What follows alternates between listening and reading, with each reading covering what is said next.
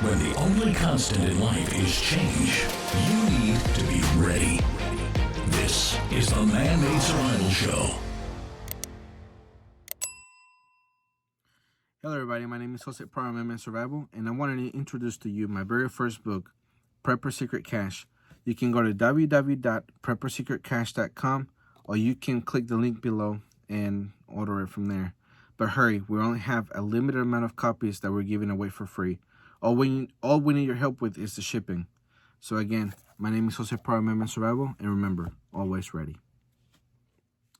Hello everybody, my name is Jose from Man-Made Survival. Thank you so much for coming back to the channel and watching this video. I really appreciate it. And I would really appreciate it if you share this information with people. If you like the video, if you share the video, if you subscribe, that will really help us spread this information far and wide. And things keep getting from bad to worse, all right? This whole coronavirus thing, it first started in China, as we all know, right? And then it started to spread to Singapore, Hong Kong, South Korea, Italy, then it finally came to the United States, right? Or they started testing, and then the numbers exploded in the United States. All right, so we're kind of coming off of that, and we're going into what the coronavirus is bringing with it, you know, besides the sickness. Now that there's a shutdown of, not a complete shutdown of the entire country, but, you know, kind of like localized, depending on what it is, but it's pretty much a shutdown of the economy in the United States, and, you know, shutdown of the economy in Italy, France, Spain, all the other countries around the world. All right, so from the sickness, it turned into an economic problem. And a lot of people are starting to see themselves not being able to pay their rent, not be able to get their food, not being able to keep the lights on, you know, whatever the case may be. And even though Trump and Congress and everybody said that they were going to send money, it could take up to 20 weeks before, you know, people see those checks. And it might be people that really, really need it right now. So it's pretty much what we're going to be talking about today. But before I go any further in all the headlines that I have in the stories, because it's so much, so this might end up being a 2 or 3 part series, you know, in the whole videos, because it looks like the tape started to come off. But it might be 2 or 3 videos, because there's so much information that I cannot just cover in one video, because it might be a very long video and not very many people pay attention all the way to the end. So that's why I want to keep them short. So the first video you're gonna see is me, you know, as the leader of this Man-Made Survival, showing you that I'm taking this serious also. All right, I'm not giving you warnings just for a YouTube video. I'm legitimately asking you to take care of this problem, because if you don't take care of it now, you might have a very hard time later. So here we go with that video. Hello everybody, my name is Jose from Man-Made Survival, and I want to show you that we are going ahead and starting our garden, because I believe in the information that I give you.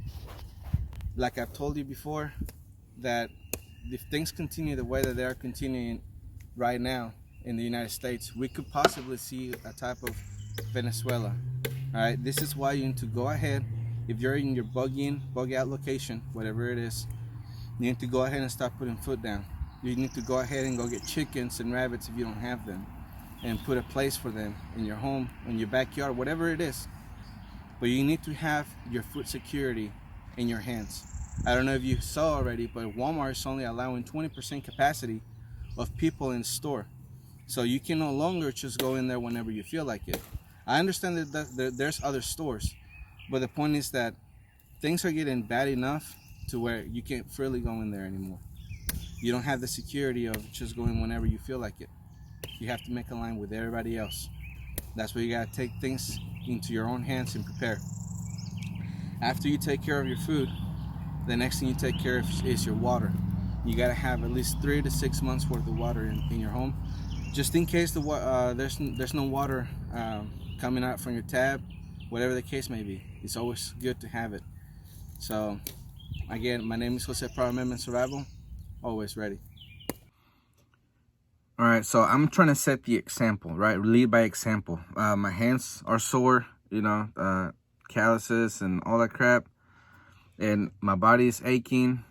So I don't have a tiller. So I had to do it all by hand.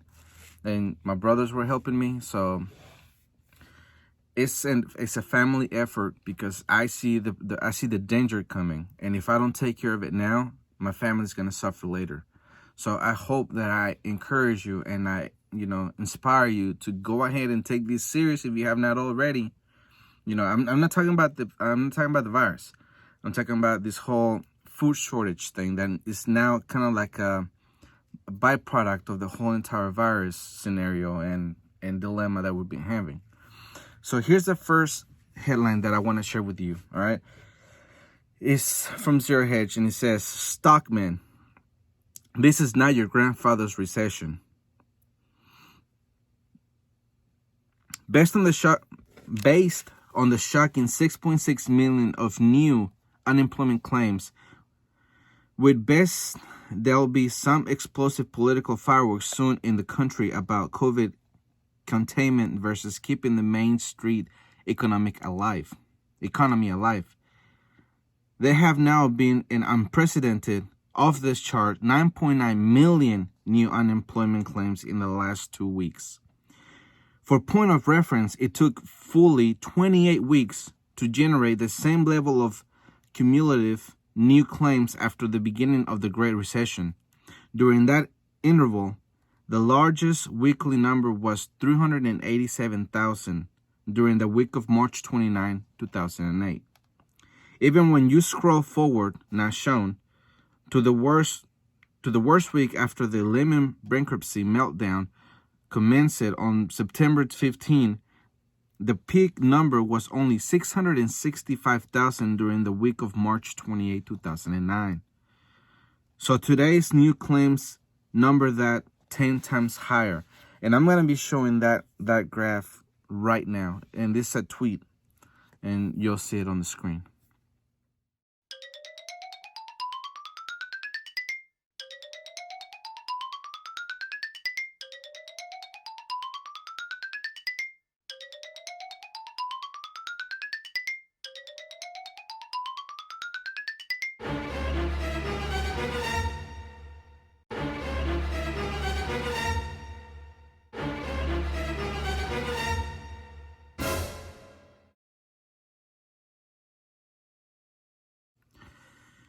So that chart just shows, right? If we didn't all crap our pants collectively here, you probably didn't pay close enough attention. And those are not jobs that are going to suddenly reappear, all right? A lot of people may be going belly up. These are all the small businesses, not the chain restaurants, not the, the franchises and all that. We're talking about your local people. And there's a lot of people around me in this area that have small restaurants, small gas stations or, whatever. But the point is that they depend on people coming out to eat in the restaurants. And if not, they're just, have to quit. And that's a lot of things that I'm seeing in my area. So I'm sure there's things you're going to be seeing in your area also. So I want to move this to people looking for help. And here's the next headline. Food banks warn they'll soon run out of food as economic suffering explodes all over America. This also from Zero Hedge. What are hungry Americans going to do when the food banks don't have enough food for them anymore? Over the past couple of weeks, we have witnessed the largest spike in unemployment in all of the U.S. history. Since most of those workers did not have any sort of cushion to fall back on, a lot of them have been forced to seek out emergency assistance for themselves and their families almost immediately. Of course, our national network of food banks was not built to handle this sort of scenario, and as you will see below, many of them are already starting to run out of food. But if things are this bad at the very beginning of this economic downturn, what are things going to look like a few months from now? Of course, the people are going to feel the most pain are those in the lowest rungs of the economic food chain. According to Bloomberg, bread lines are forming, even in some of the wealthiest areas of the country.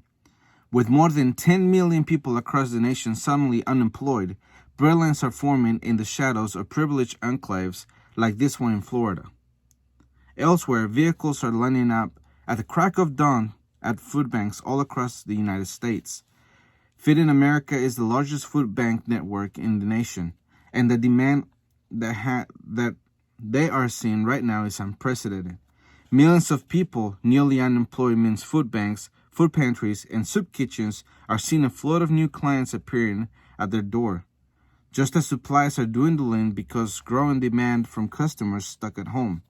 Food banks are reporting a 40% increase in demand. On average, say Katie Fitzgerald, Chief Operating Officer at Feeding America, a network of 200 food banks and 60,000 food pantries and meal programs nationwide. Some say they are seeing double to quadruple the number of people asking for help. Unfortunately, this is happening at the same time that donations to food banks are way down. Feeding America locations are usually heavily supplied by major retailers, and right now, those retailers are having a really difficult time keeping their own shelves stocked. As a result, Fitzgerald is warning that some Feeding American locations may soon, quote, not have enough food to distribute, end quote. At the Great Petersburg Community Food Bank, hundreds of vehicles have been turned away in recent days. A Greater Petersburg Community Food Bank provided food to about 4,000 vehicles at 3 recent events, but had to turn hundreds away. Traffic was backed up for miles, said Lisa Scales, the agency's CEO. On Monday, 40 cars had already lined up by 9 a.m. Eastern Time, even though distribution didn't start until noon. More than 800 vehicles ended up receiving boxes of groceries. Okay? Just listen to those numbers. 4,000 vehicles, 800 vehicles. Multiply those, each vehicle. Let's say there's an average of 4 people in each family. That's 8,000, 10,000 people, plus, because these are separate events. Here's the next headline. Stark photo shows miles-long rows of cars waiting outside of Florida food bank as demand surges by 600% and more than 500,000 residents file for unemployment. That one's from the Daily Mail. Dramatic images from South Florida on Monday show a long line of cars backed up bumper to bumper on a roadway while motorists wait hours to get food from the food bank. Feeding South Florida has seen a 600% increase in the number of people asking for food as millions have been laid off due to coronavirus outbreak. The volume in a level we've never seen before, says Stephanie Shelley, President and CEO of FarmShare. It's overwhelming the system. That's just the beginning of all of this. Things can get very, very bad, very, very quickly if things do not change. Like I've stated before, and I don't think I'm wrong, is that if this same trend continues for really any length of time, more than 2 months, all right, there's people already saying that they cannot pay their rent, that they couldn't pay the rent for April. And multiply that times millions of people across the country. What is that going to do? We're going to see a Venezuela in the United States. That's where you got to take care of your own food security. If you have not already, you need to go ahead and start planting, if you can, of course. Start planting food in your backyard. Get chickens in your backyard, rabbits in your backyard, whatever it is. All right? And if you live in a homeowners association, then try to see if they will relax rules or whatever, because starving people, or hopefully this pandemic or this epidemic that's going on, they'll make them relax the rules and let people start farming their own backyards so they don't have to go hungry. All right, things can get from bad to worst. Here's another headline. Millennials burdened with debt are now facing an economic crisis. This from Zero Hedge. Andrew Lawson, 29, was making $500 to $600 a week delivering food for DoorDash on Hawaii's Big Island. After the state shut down non-essential business, most restaurants closed. In 3 days of working in 1 week, Lawson made less than $60, which wasn't enough to cover the gas to get to Kona, the city with the work. Quote, nowadays, I might get a $5 order from McDonald's after 3 hours of waiting, end quote, he said. Lawson has a two-year-old and a pregnant wife who does not work. They were down to eating plain noodles until he visited a food bank and got a bag of potatoes and some carrots. He has set up an account on all social media networks to broadcast he needs work, any work. Quote, give me something I could feed my family with, end quote, he said. Quote, I don't care what it is, end quote. All right, there's a lot of people are finding themselves in the same position. Here's another headline. Almost a third of young people have lost their jobs so far. That's from Vice.com. A third of young people, all right? There's a lot of people in the same situation where the restaurant closed or, whatever it is that they were working and suddenly shut down because they're not essential. And even if they're open, let's say like a McDonald's, they have cut hours down by a long margin or big margin, whatever. The point is that they're not working as much anymore. They're not making the same amount of hours. And if they were barely getting by with a full-time job with all the hours they used to get before they cut it down, now they're seeing themselves in this predicament. And like this guy said, he didn't have any food in his house. And he had to go to a food bank, to get the food he needed for him and his family. And I'm sure that he's gonna have to go, regularly to restock on the food that he's gonna be able to provide for his family. So, if you live in an apartment, try to grow, potatoes in a bucket, whatever you can in a bucket, or in a balcony. If you can even set it up outside or a friend's house, a grandmother's house, uncle, cousin, like this is time for family and be able to do that. So if you all come together and work together, you can put enough food on the ground and let her have it for everybody to where you don't go hungry, your kids don't go hungry, your parents don't go hungry. So right now is the time. The good thing, I guess you can say, about this entire virus is that it didn't happen in the winter.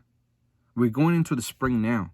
What I'm saying, the consequences that we're seeing now did not happen in the winter.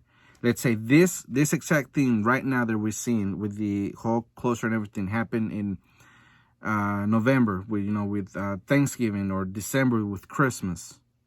And then you still have the rest of winter. It would have been very difficult for a lot of people.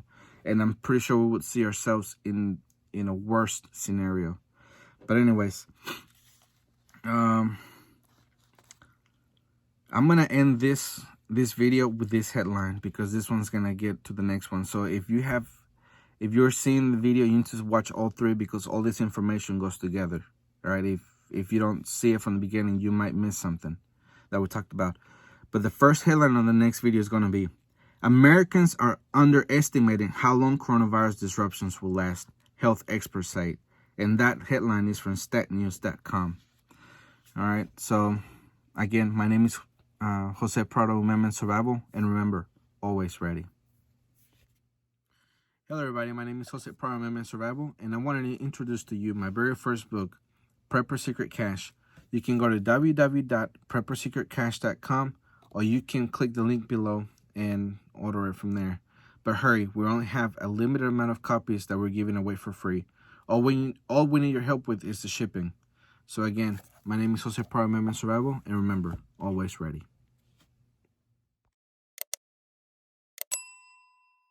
The Man-Made Survival Show.